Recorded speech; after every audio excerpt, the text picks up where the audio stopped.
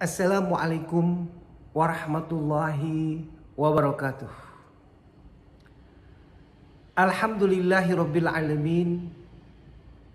Wassalatu wassalam ala ashrafil anbiya wal mursalin Sayyidina Muhammadin wa ala alihi wa sahbihi ajma'in, amma ba'du. Faqala Allah ta'ala fi kitabihil aziz, a'udzu billahi minasyaitonir rajim. Bismillahirrahmanirrahim. Ya ayyuhalladzina amanu kutiba alaikumusiyam kama kutiba alal ladzina min qablikum la'allakum tattaqun. Shadaqallahul adzim. Pemirsa, alhamdulillah, puji dan syukur kita kepanjatkan kepada Allah Subhanahu wa taala atas segala nikmat yang Allah berikan kepada kita. Nikmat sehat walafiat, nikmat panjang umur dalam taat kepada Allah. Mudah-mudahan kita dengan memperbanyak syukur kita kepada Allah, Allah tambahkan kenikmatan-kenikmatan kepada kita semua. Amin ya rabbal alamin. Selawat dan salam tak lupa kita sampaikan kepada baginda Nabi kita Muhammad sallallahu alaihi wasallam. Mudah-mudahan insya Allah kita di belakang Nabi kita Muhammad masuk ke dalam syurganya Allah Subhanahu wa ta'ala. Amin ya rabbal alamin. Pemirsa, sebentar lagi kita memasuki bulan suci Ramadan. Hanya menghitung hari saja kita sambut bulan suci Ramadan dengan penuh kegembiraan, dengan penuh sukacita. Insya Allah barakah Ramadan kita mendapatkannya. Amin ya rabbal alamin. Pemirsa, ada beberapa hal yang perlu kita pahami, perlu kita tahu bahwa puasa itu ada 3 tingkatan puasa. Ya, ada 3 tingkatan puasa. Puasa yang pertama adalah puasa yang dinamakan menurut para ahli sufi, yaitu puasa lil'am, puasa umum. Menahan lapar, menahan haus, menahan hawa nafsu dari terbit fajar sampai terbenam matahari.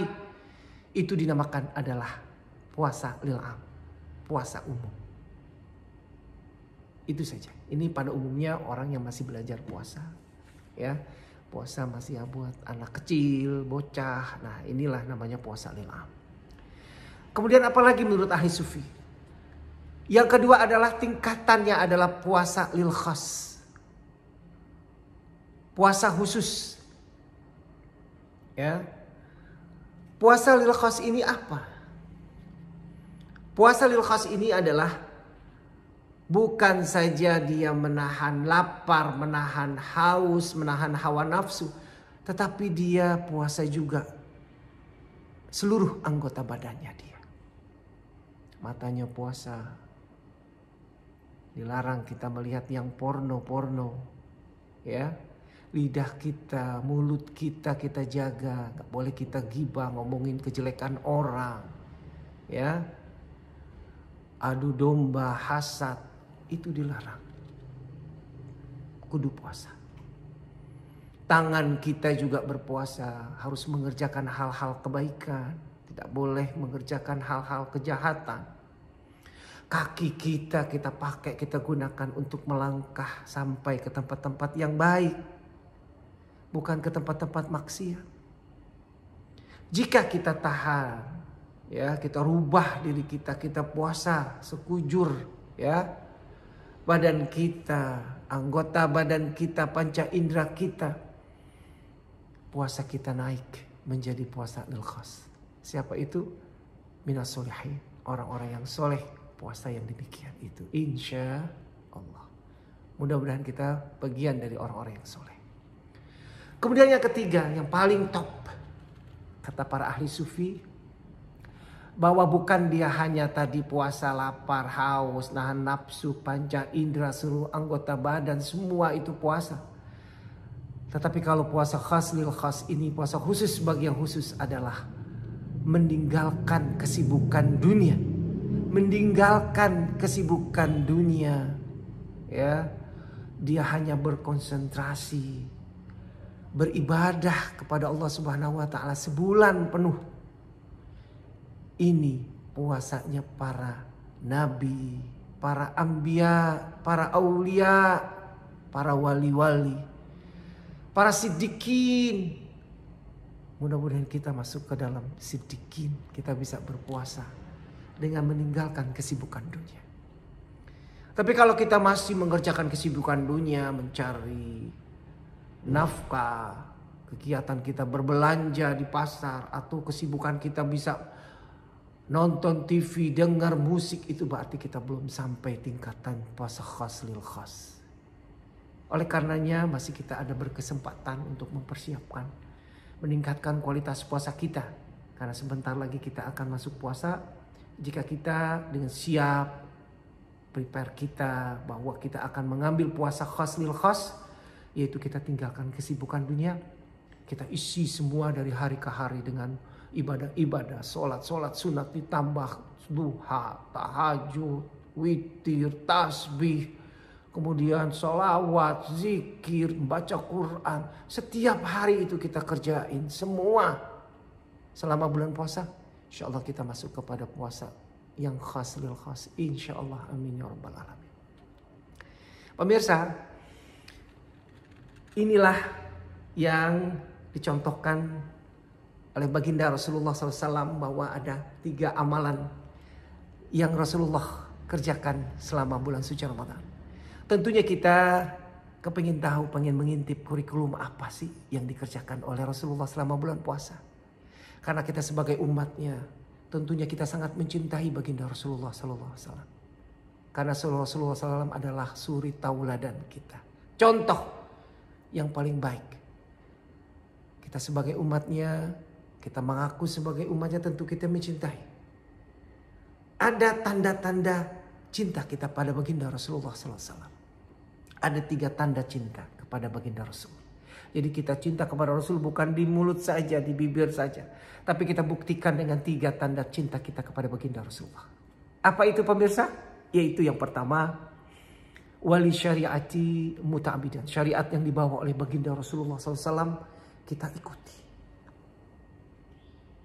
Itu sebagai bagian dari tanda cinta kita kepada baginda Rasulullah SAW. Kemudian yang kedua apa pemirsa? Yang kedua adalah wali nahyihi kana mutanahiyan. Larangan-larangan yang Rasulullah larang, Rasulullah tinggalkan.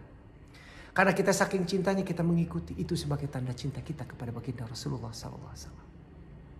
Kemudian yang ketiga, yang terakhir, tanda cinta kita kepada Rasul bahwa adalah wabis sholati wa taslim kana muksran. Selawat dan salam kita perbanyak kepada baginda Rasulullah SAW. Niscaya kita selalu mendapat pahala berlipat ganda dengan berselawat kepada baginda Rasul. Karena siapa yang 1 kali berselawat, Allah akan balas dengan 10 pahala kebaikan. Ya, bahwa begitu banyak ganjarannya. 3 tanda cinta itulah kepada baginda Rasulullah. Mudah-mudahan kita mendapatkan tanda cinta kita kepada baginda Rasulullah SAW. Pemirsa, kita lanjut lagi nih. Ya, kita kepengen tahu nih sebentar lagi karena berpuasa bulan suci Ramadan.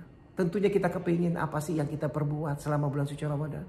Jangan sampai kita masuk bulan suci Ramadan masih bingung, masih gelisah, masih kurang tahu. Kita belajar ilmunya dulu. Ya, kita intip kurikulumnya Rasulullah SAW selama bulan puasa. Apa sih yang dikerjakan Rasulullah? Ya, ada 3 amalan yang selalu baginda Rasulullah mengerjakan selama bulan puasa. Ya, yang pertama apa? Yang pertama adalah meningkatkan peribadatan dalam sholat. Jadi kita tingkatkan. Namanya meningkatkan, berarti kita tambah. Tadinya kita sholat fardu saja, tetapi kita tambah dengan sholat sunnah.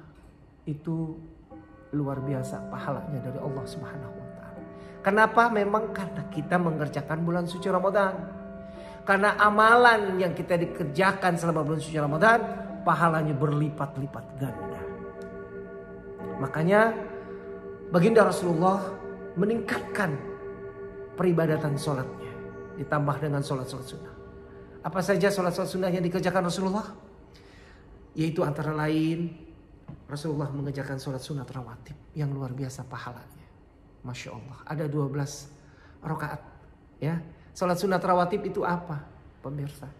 Sholat sunat rawatib itu adalah sholat yang mengiringi sholat fardu. Bisa di qobliyah sebelumnya atau ba'diyah sesudahnya sholat fardu. Itu namanya sholat sunat rawatib. Ya. Yang paling utama sholat sunat rawatib itu ada 12 rakaat dengan komposisinya adalah sholat subuh itu qobliyahnya 2 rakaat kita kerjakan. Kemudian sholat zuhur ada 4 rakaat di qobliyah, 2 rakaat di ba'diyah. Kemudian maghrib ba'diyah 2 rakaat dan isya ba'diyah 2 rakaat. Itu 12 rakaat yang paling utama. Yang selalu dikerjakan oleh baginda Rasulullah sallallahu alaihi wasallam. Maka janganlah kita hanya mengerjakan sholat sunnah, kita tambah sholat sunat rawatib. Kenapa sholat sunat rawatib itu menjadi hal yang sangat penting? Karena sholat sunat rawatib itu menutupi kekurangan dari sholat fardu.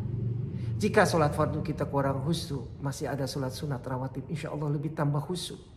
Itu yang diharapkan. Kemudian apalagi dari keutamaan rawatib ini?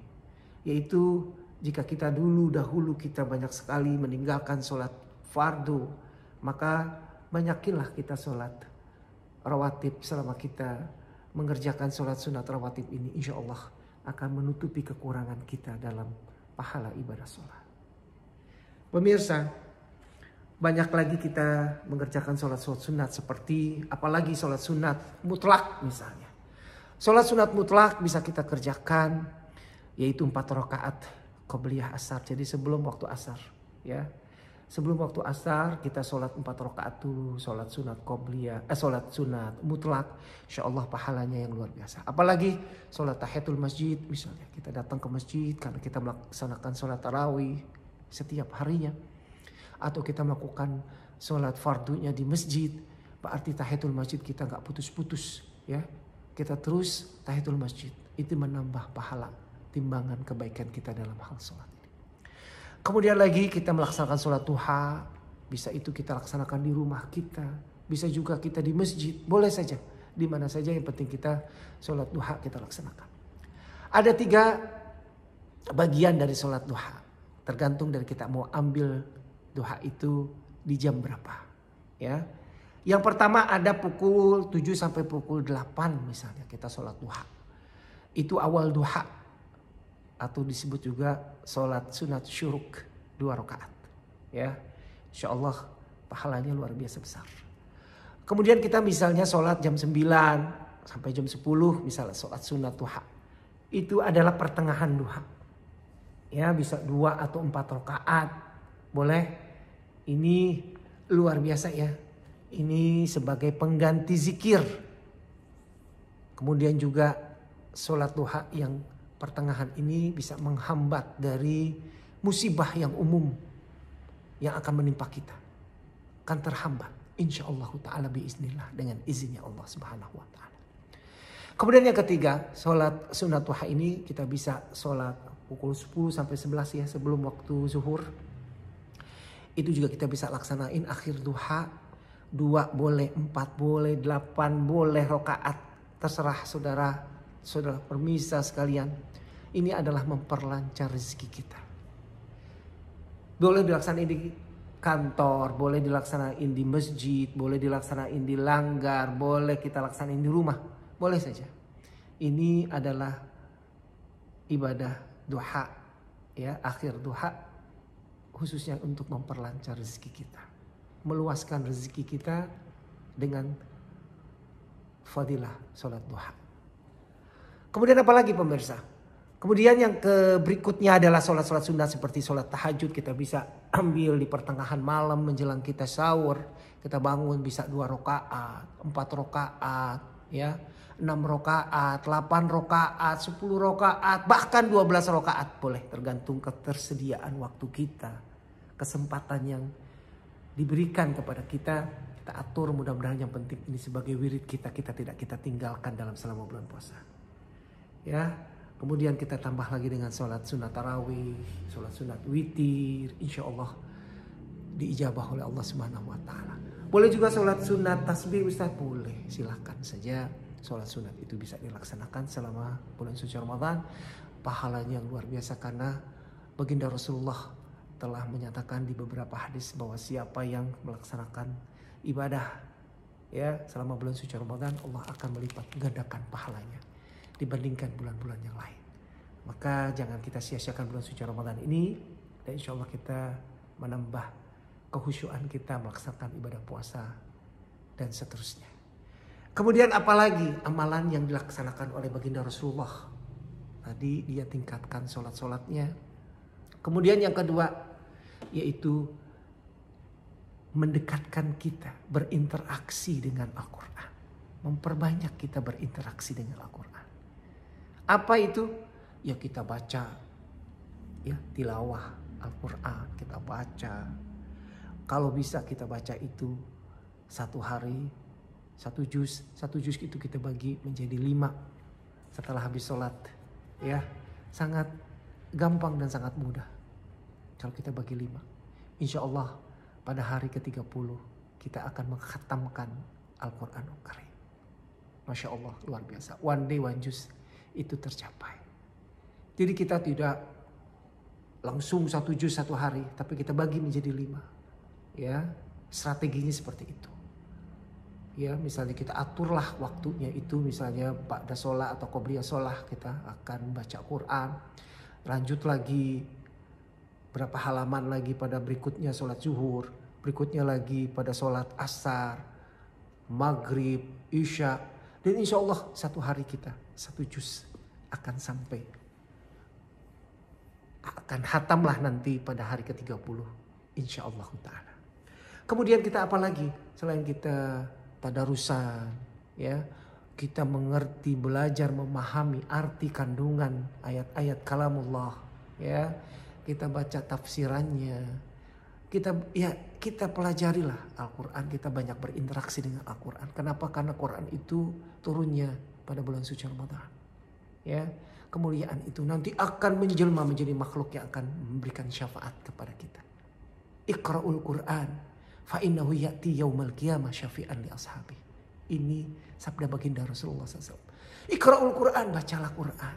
Nanti suatu waktu di hari kiamat akan datang menjelma menjadi makhluk yang akan memberikan syafaat bagi orang yang ahli membaca Al-Quranul Karim. Mudah-mudahan kita insya Allah termasuk orang yang ahli membaca Al-Quran.